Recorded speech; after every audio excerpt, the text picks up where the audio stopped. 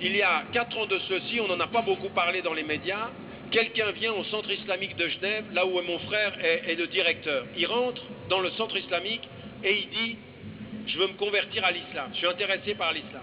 Il entre et il se convertit à l'islam. À ce moment-là, il joue au converti. Et il vient à l'intérieur. Il a pour mission de venir sur le centre, l'ordinateur du centre islamique et d'établir des connexions avec des sites extrémistes. Or, il se trouve que ce jeune homme, il voit le centre islamique, rencontre des gens et il se convertit vraiment à l'islam. C'est-à-dire que vraiment il est devenu sincère.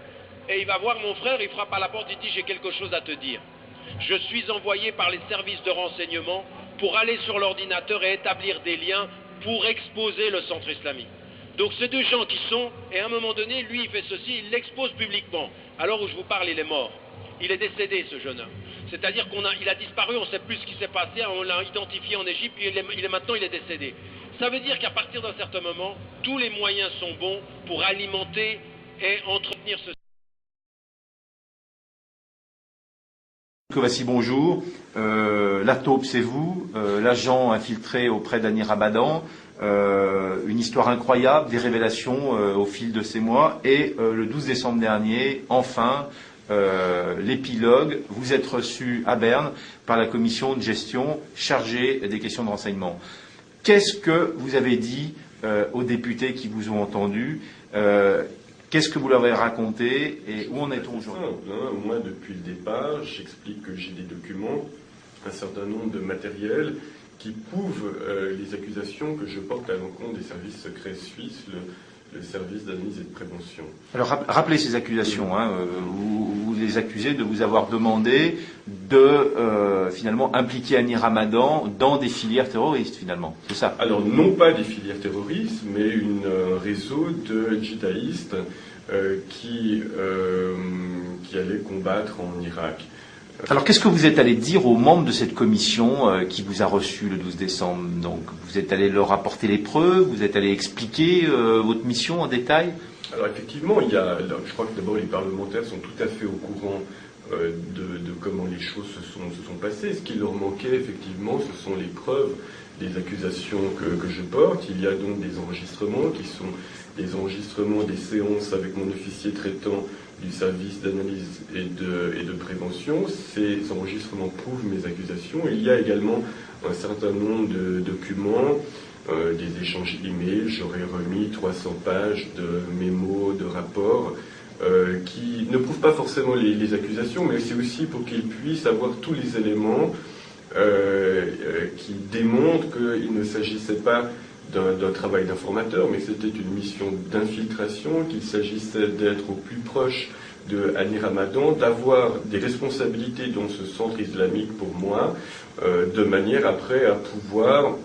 il y avait donc plusieurs éléments, de mettre par exemple le manuel d'Al-Qaïda dans l'ordinateur du centre islamique, de placer des lettres de djihadistes qui étaient partis en Irak dans les dossiers d'Annie Ramadan, de façon à ce qu'à un moment donné, la police puisse trouver toutes sortes de preuves et qui auraient permis d'impliquer Annie Ramadan dans un réseau de combattants pour lequel il n'est évidemment absolument pas en lien. D'accord. Donc le 12 décembre, vous avez pu démontrer auprès des membres de la commission que vous avez bien reçu cette mission et qu'il y avait des ordres précis, des consignes précises. Et vous avez pu les... Ils le savent déjà. Ça, que j'ai été mandaté par le service d'analyse et de prévention, les services secrets intérieurs suisses, c'est un fait. Le SAP a confirmé que j'ai travaillé pour la police judiciaire fédérale. La police judiciaire fédérale l'a également confirmé, de même que le service de renseignement stratégique a également confirmé ma collaboration avec leurs services. Donc à partir de là, les parlementaires eux-mêmes avaient des questions à me poser. D'abord parce que les différents services leur ont menti au départ sur la réalité de cette collaboration. Et donc ils avaient des questions très précises. Moi je pense que j'ai plutôt été bien accueilli. Je crois particulièrement par le président, M. Hans Hoffmann, le président de cette commission. Je crois qu'il a la volonté lui-même de faire toute la lumière sur cette affaire. Le problème qui se pose effectivement, c'est que le rapport final qu'ils vont rendre sera communiqué à M. Blecher, le chef du département de justice et police, et ce qui sera rendu public après, ce sera des conclusions. Alors évidemment, c'est là où peut-être c'est un petit peu frustrant, c'est qu'on n'aura pas la possibilité de faire connaître toute la vérité au public, aux gens, aux lecteurs de la Tribune de Genève, aux gens, aux citoyens de ce pays qui s'intéressent et qui ont le droit de savoir comment fonctionnent les services secrets. Alors justement, les gens veulent savoir, votre histoire est incroyable, et forcément, sur des affaires pareilles, on se pose des questions, on se dit, mais est-ce qu'il n'y a pas quelqu'un qui manipule quelqu'un, qui manipule qui Vous-même, aujourd'hui, les raisons de votre démarche, vous nous avez dit au début de l'affaire que l'une des raisons, c'est d'abord que vous aviez lié un peu d'amitié avec Annie Rabadan, mais aussi que sur les objectifs, il y avait des accords. C'est-à-dire que, par exemple, vous aviez identifié des filières et des individus qui étaient des terroristes finalement dangereux, et on vous demandait de vous concentrer plutôt sur Annie Rabadan. C'est aussi l'une des raisons qui vous a poussé à dire, voilà, je veux que ça cesse. Alors effectivement, il y avait une obsession, une obstination constante sur la personne d'Annie Rabadan, qui n'est évidemment pas intéressant en termes de réseau terroriste ou même en termes de réseau islamiste. Annie Rabadan est plutôt un personnage qui semble même par moments isolé.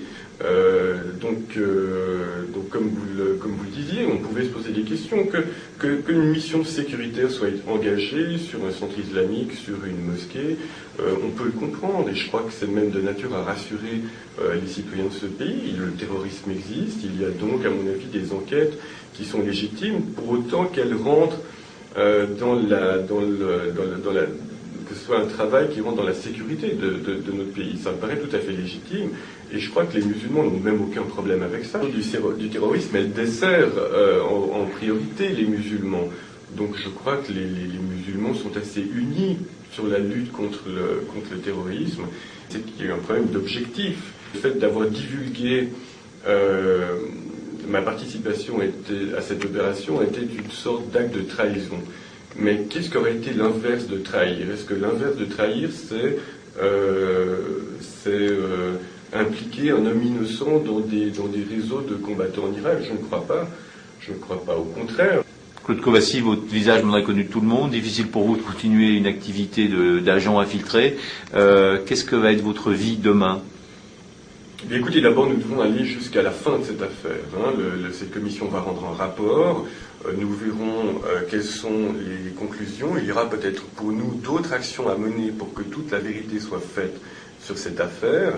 Je crois que moi, je ne me suis pas mis depuis 9 mois maintenant dans cette situation pour me satisfaire de recommandations un peu vagues que pourrait donner ce rapport.